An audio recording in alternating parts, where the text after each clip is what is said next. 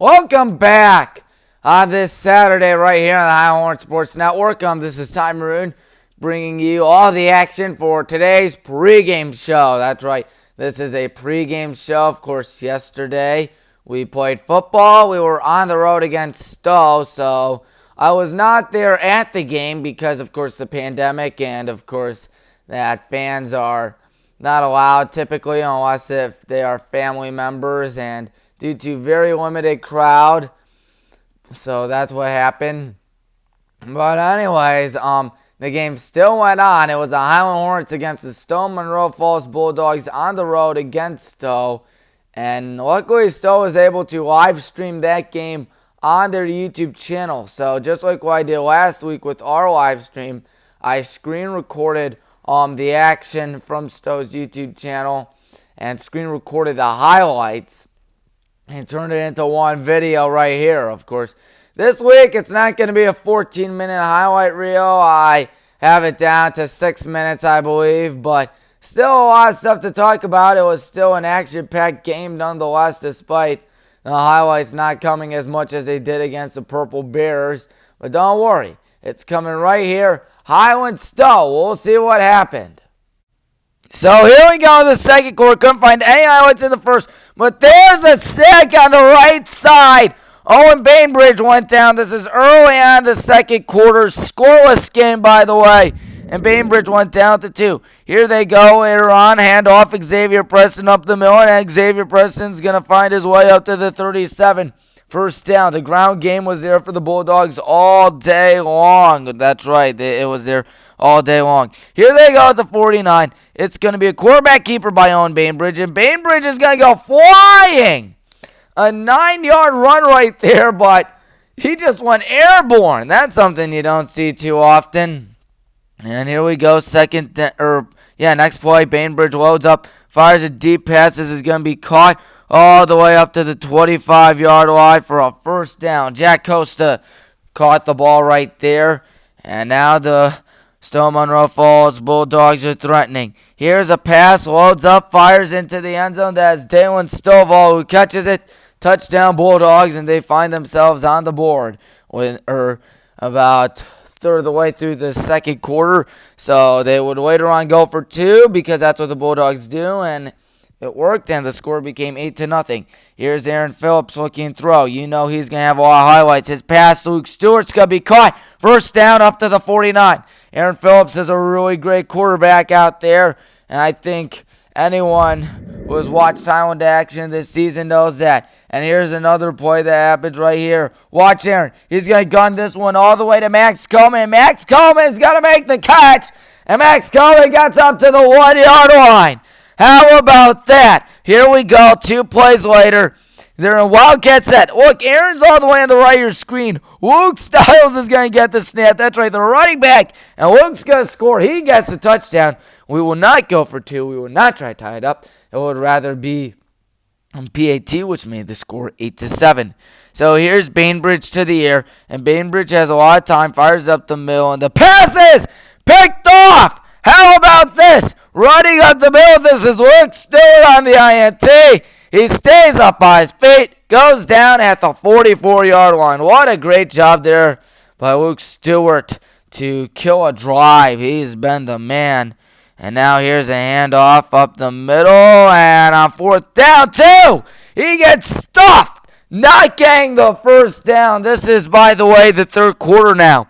So now can the Hornets do it? It's 8-7, second half. We're looking to pull off a crazy upset against a team that is in the top 25 in Northeast Ohio. Here's a handoff up the middle, and Xavier Preston going back him up. What were they doing on that? I don't know. He just ran right into a solid brick wall. Let me tell you something. Running into a solid brick wall is never good. Well, here goes Preston with a first down run, staying up on his feet, down at the 33-yard line. Good play right there to set up a first down. But, however, another story right here is that Carson Dreyer goes down right there, and that is not good to see. Luckily, he would be back in the game, I believe. But still, injuries are never good. And here we go, exactly 1 football minute later, as Bainbridge is going to pass it to Xavier Preston. And watch Austin Addington bringing down the wood on Preston for after that first down. But however, that led up to an injury. He goes down. He will not come back. So the running back after Xavier Preston would be DeAnthony Beckton as the running back. But still, that was a big injury and not a good one. Never good to see injuries. Stow would later on score, and the score would be 15-7. Here's a pass play that's caught for a first down, going up the middle, up to the 35-yard line. A great reception right there by Dylan Stovall. Stovall had himself a good game. And now here's a pass here from Bainbridge, and it's picked off! How about this? The Hornets have a chance to make it 16-14. You never know. Big interception right there. What could we do? Well, nothing. And here's a handoff on the next drive. And, not Preston, but Beckton loses the football. And it's out, and the Hornets have it. But they don't. The referee marked him down due to forward progression. They whistled the play dead. However, and how frustrating could that get? Very frustrating. And with that being said, Stow would still have the ball, unfortunately, and their drive was still alive. And here's a handoff to Anthony Beckton going up the middle for a first down up to the 37-yard line. Good play right there for a first down. And now the Bulldogs have a chance to really grow that lead and make it out of reach. Here they go in I formation here. By the way, this is the fourth quarter. And watch this play. It's going to be number 22, DeAnthony Beckton, getting away from everybody and going to score a touchdown right there. And the score would become 24-7 on that play. So is the game over? Well, maybe. But then here we go again. After a good punt by our Andrew Ringenberg, they start at the 19. And here's a end around a reverse play to Michael Azar, and Azar is off, and Azar gets on a breakaway, and Michael Azar is going to score a touchdown. There are no flags, by the way. He has it all to himself, and that's going to put the game on ice, and that was a last score. They would kick a PAT. PAT was by Brendan Horrocks for the Bulldogs, and the Bulldogs won 31-7, making their record 2-0. And our record 1-1 on this season, which we are halfway through now. So that game did not go according to plan. It was very close for the most part. And even though the score ended up being 31-7, it was way closer. It was 8-7 at halftime, 16-7 after 3. And I was watching the game and I'm thinking, you know what? Maybe we can come back. I think we still have an opportunity. Now, for those that missed my show on WCTV back on Wednesday, the Tommy Murrin Sports Show here on the Wadsworth Community Television, I predicted us to be the upset of the week. And you know what? We were very close to that. It was a very good effort out there. And the defense was really showing up throughout the most part for both teams. And for us, we had a few highlights. Of course, we saw Luke Stewart with an INT, Creed Hill with an INT, and Owen Bainbridge had some struggles out there. And same with Xavier Preston to begin the game. Won't be until about the third quarter in which Stowe started to get a little on fire. And then on fourth was when they really started to get on fire, like really on fire, and put the game on ice. Of course, yet again, there was one big touchdown out there. Of course, that was the last highlight that I showed you, the Michael Azar 81-yard reverse touchdown. Had we stopped him right there, it would have been 24-7, and the score looks way closer than what it really says. But yet again, what happened, of course, was that I think that still was a little too much. Xavier Preston was doing well. Same with number 22, DeAnthony Beckton. Of course, I have the roster right here. Of course, for those that missed my post-game show last week, I had the roster as well. Yet again, this Highland team is very good. And yet again, remember, after that interception by Creed, still got the ball after we had to punt it. And we we did force a fumble, except the one issue was that the referee marked a forward progression. I think that's what kind of killed us yet again. You cannot get angry at the ref. You cannot blame the ref.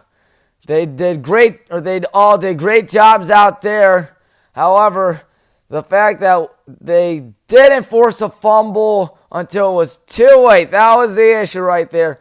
We did force a fumble, but it came a second or two later. And how frustrating could that get for those Highland Hornets? But yet again, still a splendid job out there for Highland. Aaron Phillips had a few highlights out there. Max Coleman, few highlights as well. Of course, the defense for Stowe was really stepping it up throughout the most part. But I didn't see that many turnovers out there for the Hornets. That was good. Very few turnovers. It ended up with us punting, and Andrew Ringenberger, punter Andrew, did himself really well out there, getting a lot of punts out there and really doing a great job, to say the least. A really great job. So, of course, still a great core out there. And next week, we're looking to bounce back when we play the Nordonia Knights. That'll be on the 18th, of course. I will not be able to watch that live because, well, as we all know, I'm in the marching band, and the marching band will have a very special show because, well, tonight we would have a band show, the Medina County Band Show, but that has obviously been canceled. What a surprise. But anyways, that doesn't mean that our show is canceled because we're going to have our very own band show on Friday, of course. If you are not related to a band member, I'm sorry, you cannot show up. Very sorry about that, but we're still going to put up our best show of the year, hopefully. It's going to be a lot of fun. No time limits. We can be there for as long as we want. That's going to be a lot of fun. Of course, Wednesday, Time Maroon Sports Show, we're going to talk about basketball and baseball and NASCAR and a lot more. Of course, basketball last night, the Nuggets had a big comeback against the Clippers, and the Celtics won. So now it's going to be Miami-Boston. Oh, man, two teams that nobody expected. Rematch of the 2012 Eastern Conference Finals back when LeBron was Miami Heat. Of course, now Miami is without LeBron, and LeBron's in Los Angeles with the opportunity to advance to the Western Conference Finals tonight. So that'll just about do it here on the Highland Horn Sports Network. Once again, Time Maroon here, reminding you to hit the like button, hit the subscribe button, hit the bell icon. You know the drill. And until then, please stay safe, wear a mask. It's a really bad world out there, really crazy world, unfortunately. A lot of anger, a lot of hate. So what should you do? You should love one another because you know what to do when you love one another. I've said it a lot before, and I cannot stress it out, especially with what's been going on lately. So until then, you've been watching the Highland Hornets postgame show right here on the Highland Horn Sports Network.